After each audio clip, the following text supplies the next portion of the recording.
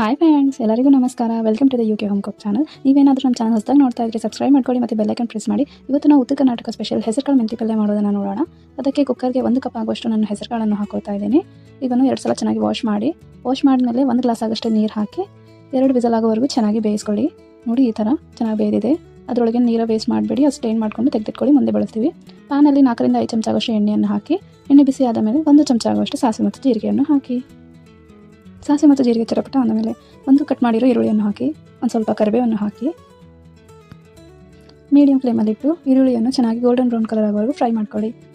4 ರಿಂದ 5 ಕುಟ್ಟರೋ ಹಸಿಮೆಣಸಿಕೆಯನ್ನು ಹಾಕಿ, ಮತ್ತು 1 ಚಮಚ ಆಗುವಷ್ಟು ಅರಿಶಿಣವನ್ನು ಹಾಕಿ, 4 ರಿಂದ 5 ಕುಟ್ಟಿರೋ ಬೆಳ್ಳುಳ್ಳಿಯನ್ನು ಹಾಕಿ. ಬೆಳ್ಳುಳ್ಳಿ ಈ ಡಿಶಲ್ಲಿ ತುಂಬಾ ಇಂಪಾರ್ಟೆಂಟು, ಅದು ಭಾಳ ಟೇಸ್ಟ್ ಕೊಡುತ್ತೆ. ಇದನ್ನು ಚೆನ್ನಾಗಿ ಫ್ರೈ ಮಾಡ್ಕೊಳ್ಳಿ.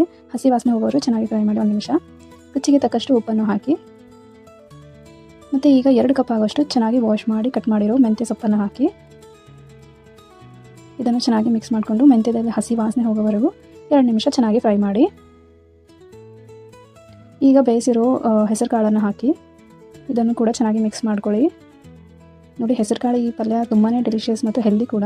ಹೆಸರು ಕಾಳಲ್ಲಿ ತಿನ್ನೋದ್ರಿಂದ ನಮ್ಗೆ ತುಂಬ ಬೆನಿಫಿಟ್ ಸಿಗುತ್ತೆ. ಇದರಲ್ಲಿ ವಿಟಮಿನ್ಸ್, ಫೈಬರ್, ಪ್ರೋಟೀನ್ ತುಂಬಾ ಜಾಸ್ತಿ ಇದೆ. ನಾವೇನು ಅವಾಗ ನೀರು ತೆಗೆದಿಟ್ಕೊಂಡಿದ್ದೆಲ್ಲ ಅವನ್ನು ಹಾಕಿ, ನಿಮಗೆ ಜಾಸ್ತಿ ಸ್ವಲ್ಪ ಗ್ರೇವಿ ಟೈಪ್ ಬೇಕಂದರೆ ನೀವು ಇನ್ನೂ ಜಾಸ್ತಿ ನೀರು ಹಾಕೋಬೋದು. ಒಂದು ಸ್ವಲ್ಪ ಕೊತ್ತಂಬರಿ ಹಾಕಿ, 1 ರಿಂದ 2 ಚಮಚ ಆಗುವಷ್ಟು ಗುರೆಳ್ಳು ಪೌಡ್ರ್ ಹಾಕಿ, ನಾವು ಇದು ಕಾರೆಳ್ಳು ಪೌಡ್ರ್ ಅಂತೀವಿ. ಚೆನ್ನಾಗಿ ಮಿಕ್ಸ್ ಮಾಡಿಕೊಂಡು ನೀರು ಇರೋದಂತೆ ಬೇಯಿಸ್ಕೊಳ್ಳಿ. ಮೀಡಿಯಂ ಫ್ಲೇಮಲ್ಲಿ ಇಟ್ಕೊಂಡು 1-2 ನಿಮಿಷ. ನೋಡಿದ್ರಲ್ಲ, ಹೆಸರು ಕಾಳು ಹಿಂಡಿ ಪಲ್ಯ ಎಷ್ಟು ಸಿಂಪಲ್ಲಾಗಿ ನಾವು ಮಾಡಿದ್ವಿ. ಯಾವ ಮಸಾಲೆ ಇಲ್ಲ, ಏನೂ ಇಲ್ಲ. ಬಟ್ ತಿನ್ನೋಕ್ಕಂತೂ ತುಂಬಾ ಟೇಸ್ಟಿಯಾಗಿರುತ್ತೆ. ನೀವು ನಿಮ್ಮ ಮನೆಯಲ್ಲಿ ಈ ಥರ ಹೆಸರು ಕಾಳು ಮೆಂತಿ ಪಲ್ಯ ಮಾಡಿ ಟ್ರೈ ಮಾಡಿ ನೋಡಿ. ನಿಮಗೆ ಇಷ್ಟವಾದರೆ ಲೈಕ್ ಮಾಡಿ, ಶೇರ್ ಮಾಡಿ, ಕಮೆಂಟ್ ಮಾಡಿ.